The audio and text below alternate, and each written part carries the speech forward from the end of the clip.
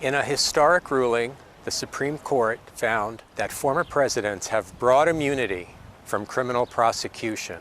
The decision in the case of former President Donald Trump is an additional delay in his prosecution on charges he interfered with the outcome of the 2020 election. And because it's going to require more work done by the lower courts, it makes it quite unlikely that any trial for the former president could take place before the November election.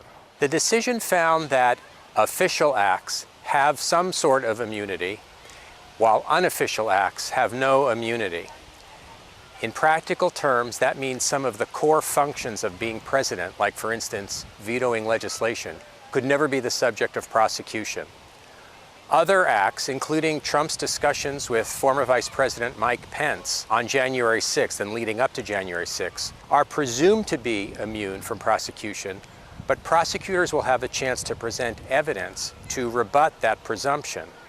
That work will all take place in the trial court, where U.S. District Judge Tanya Chutkan, who would preside over the trial, will have to sort out what is left of Special Counsel Jack Smith's indictment. Among the things she will be looking at is whether the scheme to have fake electors in states Biden won insists that actually Trump won the election, whether that effort counts as an official act or as an unofficial act. And if it's the latter, presumably a prosecution could proceed on those grounds. In a scathing dissent, a summary of which she read in the courtroom, Justice Sonia Sotomayor wrote that the decision makes a mockery of the claim that no man is above the law. She said that the Supreme Court majority was essentially elevating presidents to the status of a king. The court's ruling was 6-3, all from the conservative justices on the court.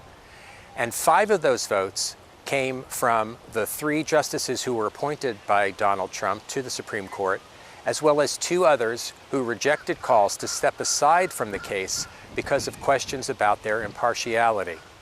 Among those was Justice Clarence Thomas, who wrote a separate opinion in which he questioned the validity of Jack Smith's appointment as special counsel.